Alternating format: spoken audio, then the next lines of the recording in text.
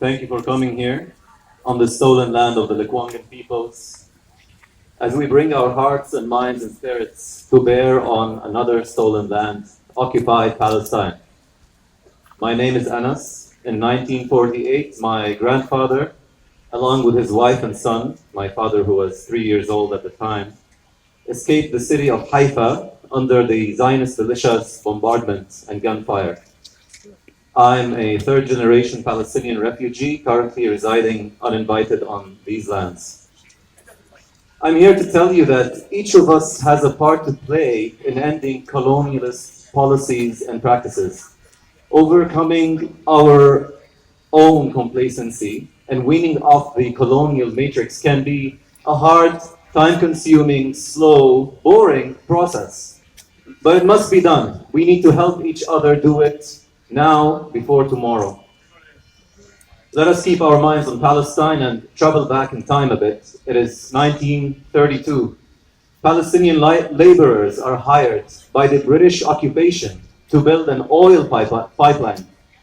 The petroleum would travel straight from British refineries in Kirkuk, Iraq, to British tankers in Haifa, Palestine.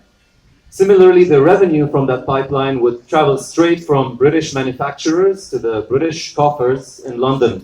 The Palestinians who built that pipeline would see none of the revenue. In the 1936 Palestinian revolt against British occupation and its Zionist incursions, that pipeline was attacked several times by the Palestinian resistance. British warplanes were deployed for the first time since World War I to protect that pipeline. There was one British army recruit deployed for every 3 Palestinian adult males. The 1936 Palestinian revolt was squashed mercilessly. 15% of the Palestinian adult male population was killed, injured, imprisoned, or exiled. Shame! And all this happened even before the Zionist state was established. Fast forward to our current day, colonialism, resource extraction, and labor exploitation continues relentlessly in occupied Palestine. I will mention 2 examples, 2 out of countless others.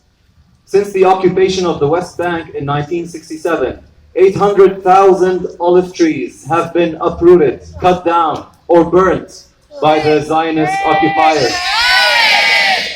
800,000 olive trees tended lovingly by countless generations of families destroyed. This statistic is from 2013.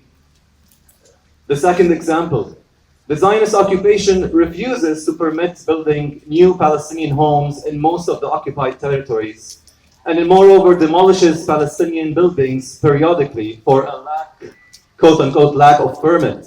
The audacity of handing out building permits on occupied land. So, what are the stone quarries and mason workers of the West Bank to do?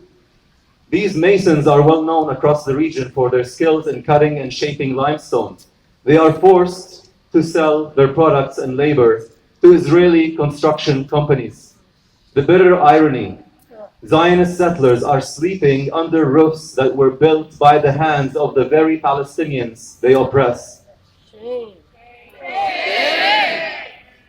Any form of sovereign Palestinian industry or infrastructure is either exploited or destroyed. The Gaza airport, which began operating in 1998, was bombed, then bulldozed by the Israelis in 2001. Nothing remains of Gaza's infrastructure today, not even the farmland, which was bombed, bulldozed, and polluted by the Zionist terrorists who seek to starve the Palestinian population to thin it out, in the words of the war criminal Netanyahu.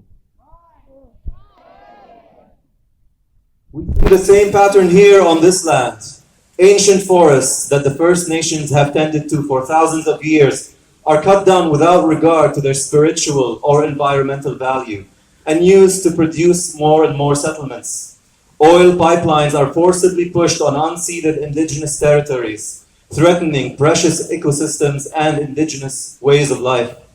All this happens under the eyes of a callous justice system, or shall we say injustice system, that sucks dry the finances of First Nations fighting in the courts. All this happens under the lockstep of colonial police boots that trample indigenous peoples defending their own lands.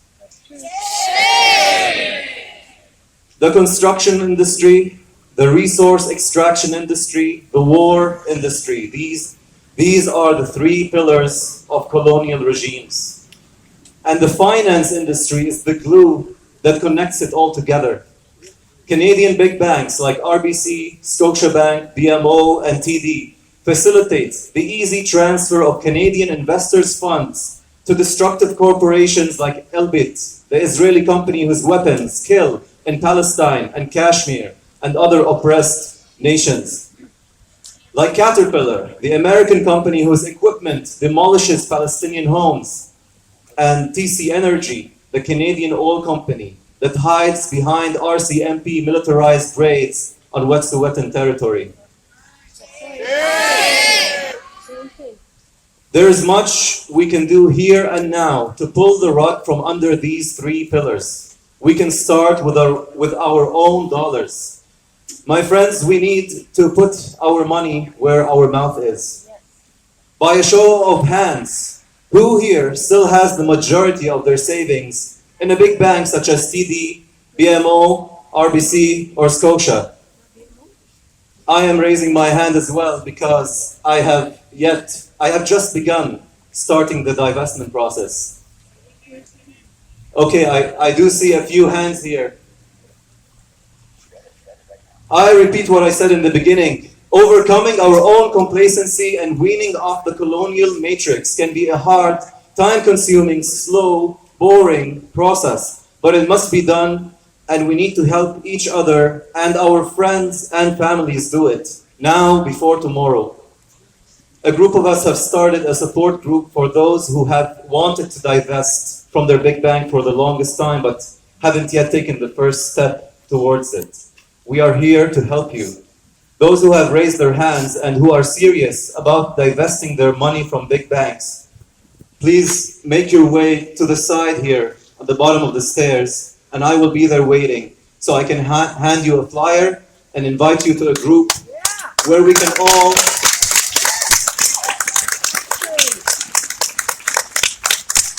all support each other in acting upon this important decision. We need to take action. We need to stand with the First Nations of Turtle Island and the people of Palestine in heart, spirit, words, and deeds. Our collective actions, which at first may seem like tiny, meaningless gestures, will in time coalesce into a torrent of change that will leave an indelible mark on our culture, our politics, our economy, and our way of life. May we live to see the indigenous peoples of this land thriving, prosperous, and free. May we live to see a liberated Palestine from the river to the sea.